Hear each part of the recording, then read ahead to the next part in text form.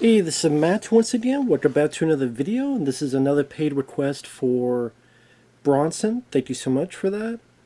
I do have one more requested yet too, but it's not a reaction, it's a review of an album. But this is the last of the reactions he wanted me to do. Scooby-Doo, deleted scenes, and additional scenes. So, first off, thank you so much, Bronson, for your patience and your generosity. I do appreciate it. Second, for those interested in requesting any type of videos, movie reviews, re-reviews, random thoughts, streams, commentaries, video game playthrough for an hour, or full playthrough, tier list, ranking, whatever the case may be, feel free to send it either directly to my PayPal. Do have a CashApp as well. Links are down below in the info box, and I will get to it as soon as I possibly can.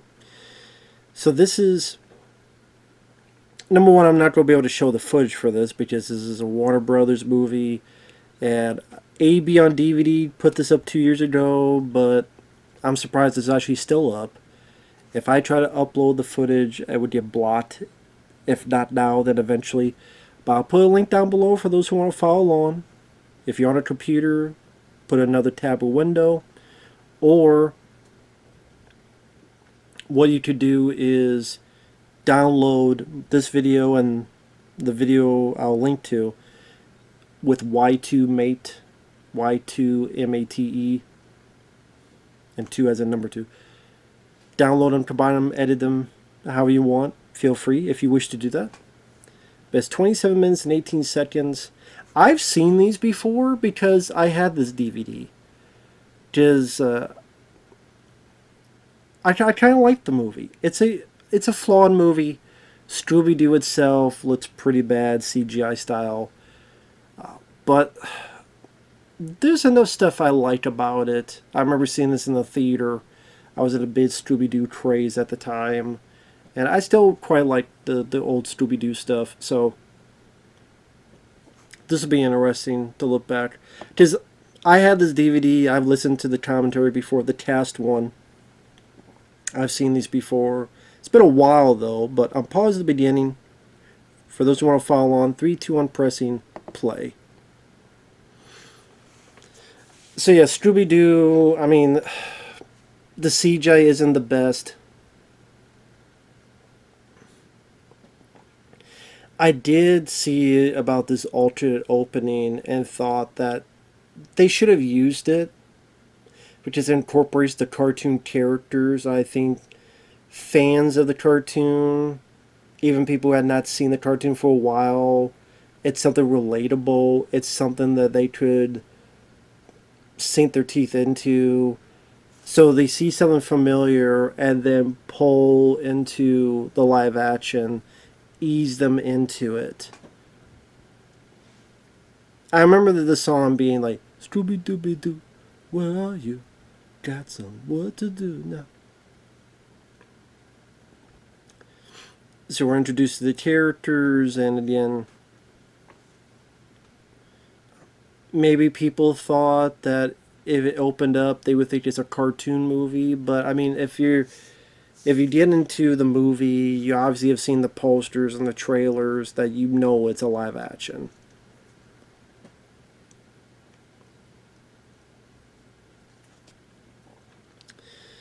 But it's a nice reference to the cartoon. You see the villains from the cartoon, especially in particular, probably the first season of the show, Where Are You?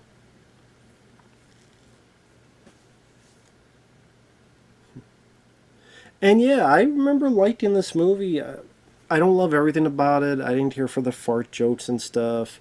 The It seemed like they wanted to film it as an R-rated movie, but then they cut stuff down to make it, which was crazy to try to think they could get R-rated from in the first place with the drug comparisons and stuff. But I thought the theme version they had was catchy. Yeah, James Gunn had in writing it,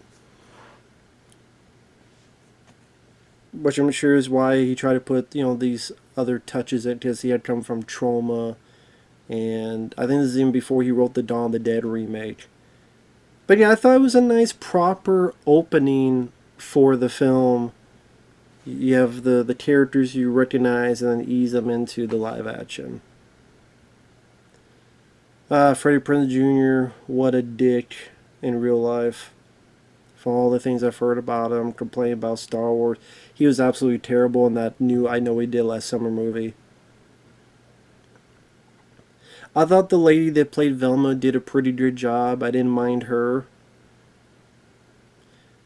And Matthew Lillard, I thought, did a wonderful job as Shaggy. Casey Kasem will always be the one I always think of with Shaggy. But man, Matthew Lillard did a wonderful job.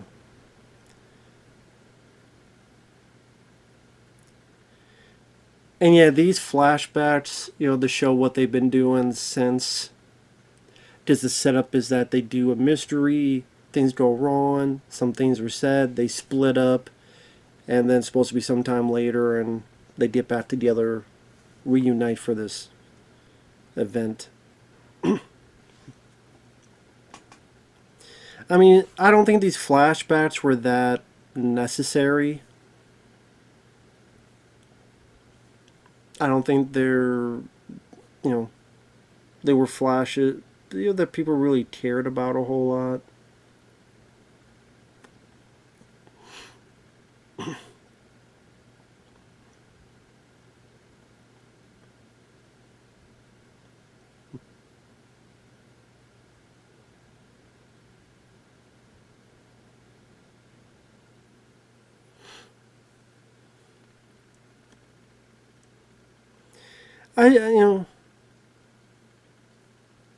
This flashback I was fine with being gone because this idea that Velma is mad that she didn't get the attention she deserved just didn't seem like Velma at all. I mean, at least you just say with the finished product it's because of she didn't like how mean or how seemingly callous some of the people thought of her. But this has just seemed a bit more kind of whiny with that flashback. And Sarah Michelle Gellar as Daphne. Her and Freddie Prinze Jr. were an item, or at least became an item. And I don't know, Sarah Michelle Gellar was there as Daphne.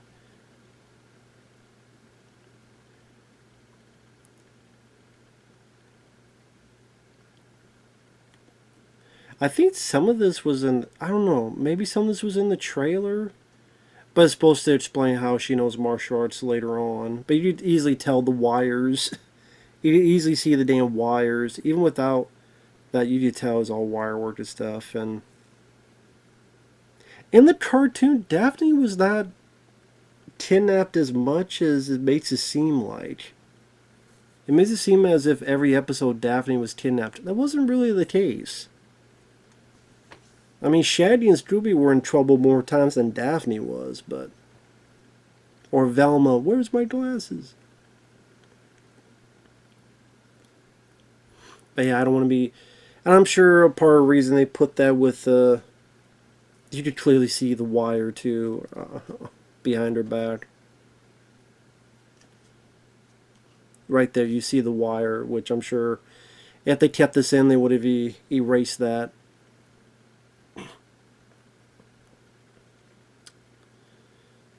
But yeah, I mean, obviously they probably did that to capitalize on Buffy the Vampire Slayer as well. Hey, she kicked ass in that against the supernatural. Here you go again. But I think what is with this film, I did Matthew Lillard. I liked the girl that played Velma. I liked the Shaggy and Scooby friendship. Really felt the care they had for each other. Again, as a fan,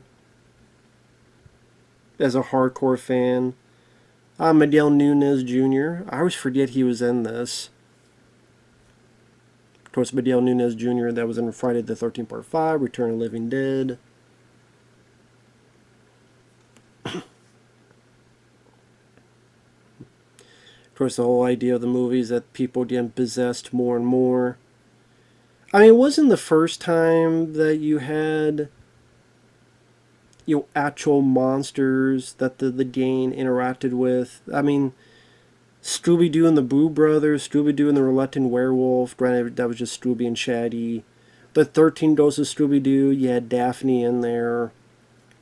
I'm trying to remember when Scooby-Doo Zombie Island, when that came out. I can't remember what year that came out. If that was before or after this.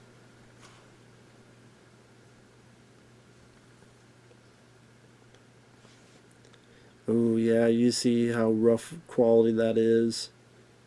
So obviously they do that very rough to make sure if we want to keep this scene or not. 1998 was Scooby-Doo on Zombie Island, so it was before this. I just want to double check. So yeah, Scooby-Doo on Zombie Island,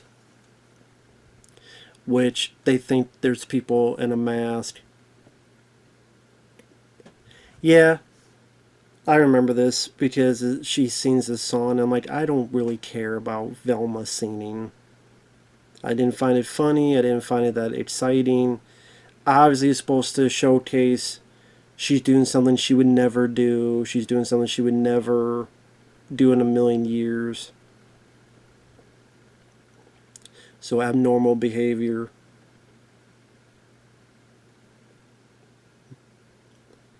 And you tell that, James Gunn wanted to push the humor as far as he could. Because again, there were jokes about drugs that Shaggy and Scooby, like you think they're doing marijuana, but really they're cooking food. Velma's trying to be a bit risque with her dancing and posing. And damn, her sweater is like pretty tight. I would say in this movie, Velma is more sexy than Daphne, honestly.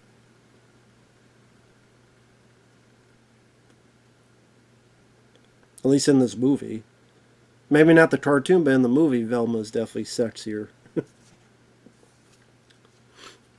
And yeah, Rowan Atkinson. Now that shot with Scooby, I know that's in the movie, but it was used for a different thing. At least I think it was. I know that shot was in the movie.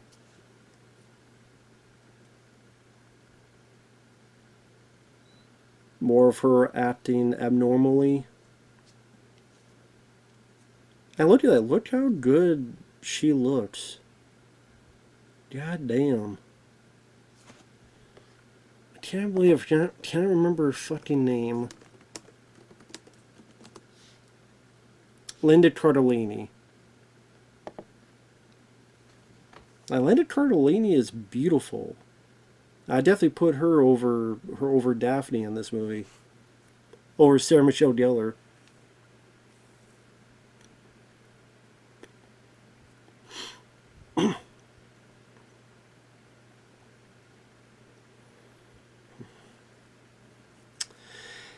What's funny about it is that they did a sequel, Scooby-Doo 2, Monsters Unleashed, which that was, I would say, more kid-friendly, more like the cartoon, and yet I didn't like it nearly as much. Because you got more of the monster, you got monsters that were in the cartoon, you didn't have much. I don't think James Gunn wrote the second one, did he?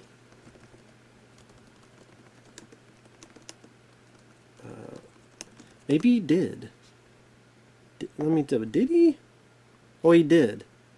Huh. I'm surprised. Maybe there was, because of the people complained about it, maybe he's like, okay, let's calm down on that stuff.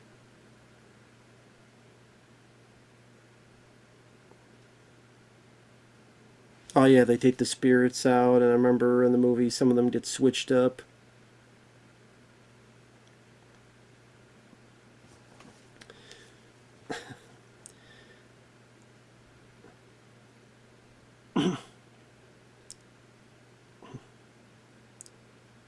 Yeah, I think this one, they thought this was, I don't know. Maybe they thought it wasn't needed. Maybe they thought people would get the idea that she'd be possessed without having to show it, which would mean more special effects to have to fine tune.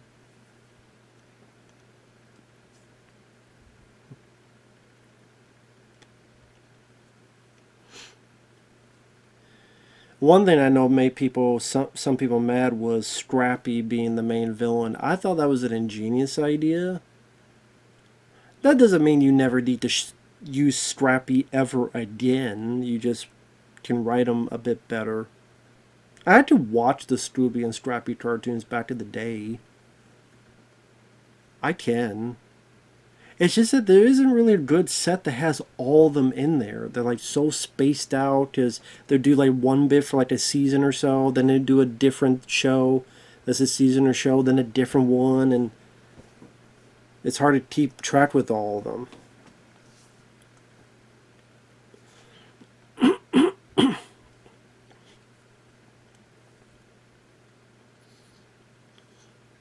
And they try to make Scooby like the character in the cartoon, his actions, his reactions, and good natured.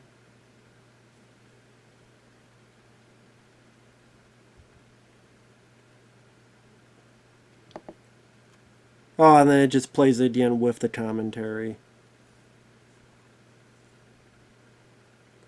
So this is it with the commentary.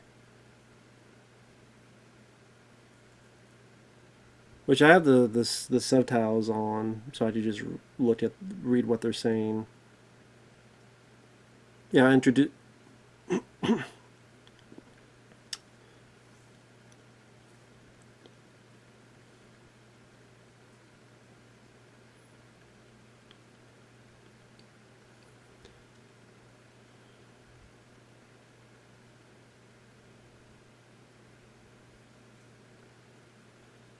So Bob Kurtz was behind it. Yeah, he did a really good job with the animation.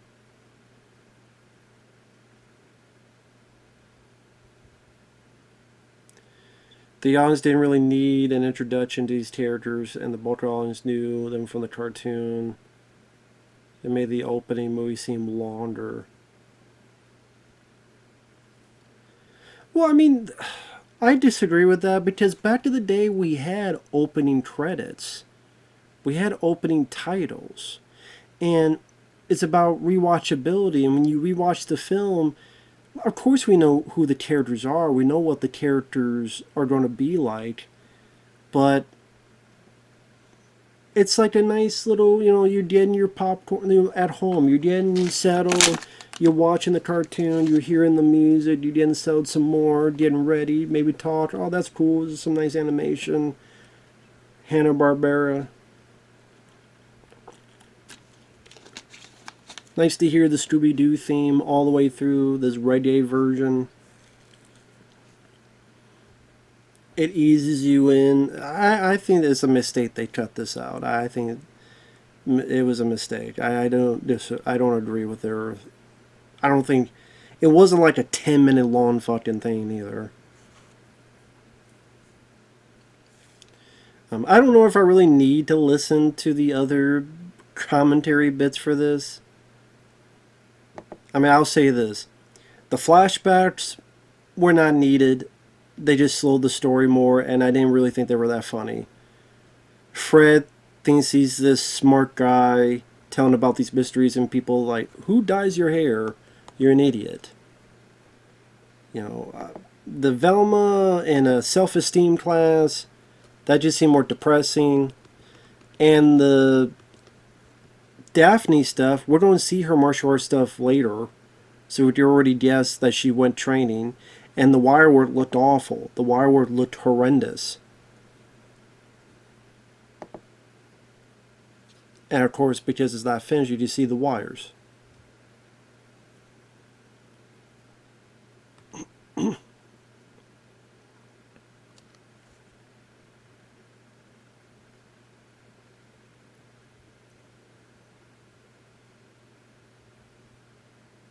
And yeah, we don't. Yeah, I said we don't really need Velma, dancing and stuff.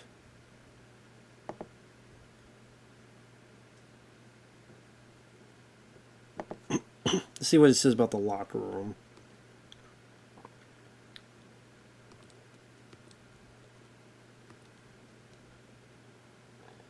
A lot of people perceived the girls to be dancing around in their underwear as opposed to dancing around in their bathing suits.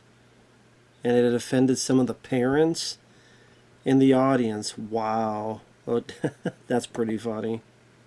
Oh yeah, that's pretty funny.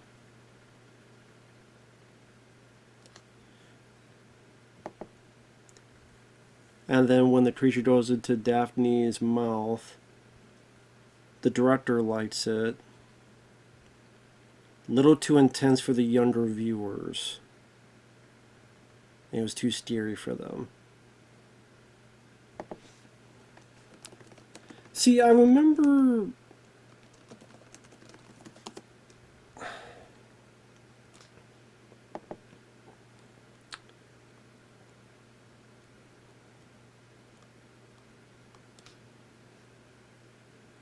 Yeah. James Gunn revealed in a 2017 Facebook post that the Scooby-Doo movie was originally intended to be for an adult audience.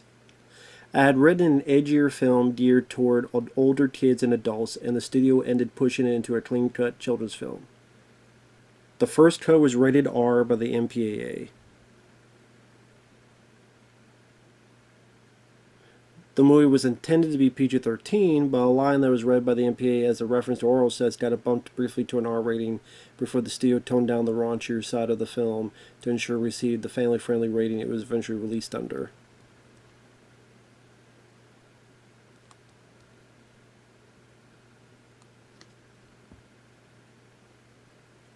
Velma and Daphne shared an on-screen kiss.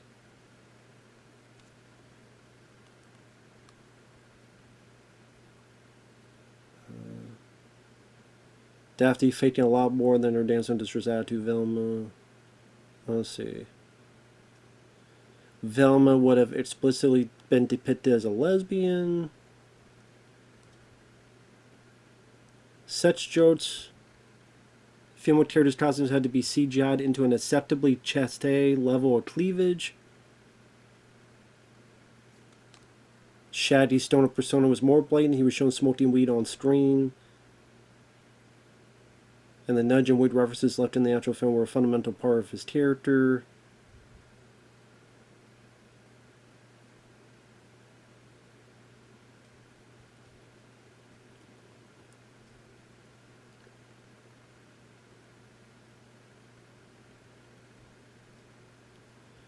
The creatures were originally demons who stole the souls of their victims, a choice that was deemed too tart by the test audience because of the religious connotations. Monsters managed to infiltrate the Pentagon after Scrappy-Doo's defeat at the end of the movie, another storyline that was chopped after conservative test audiences objected.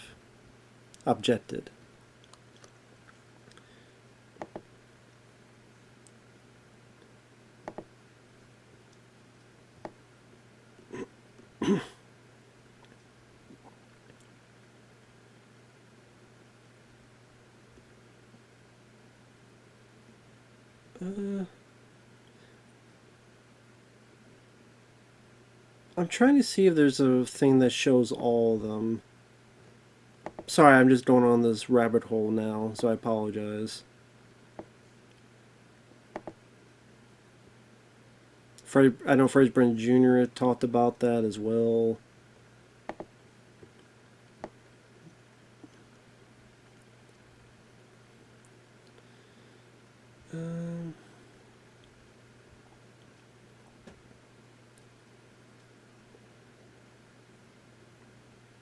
Language and jokes and sexual situations were removed. Cleavage was CGI'd over. It was more of a self-aware parody.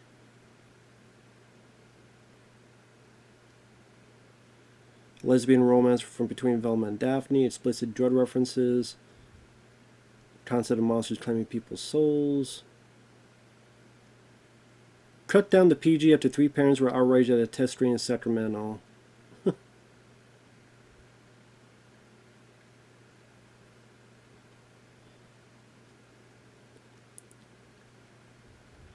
Freddie Prinze Jr. says, there was so much bait and switch with the first movie. The studio was not honest with me in any way, shape, or form.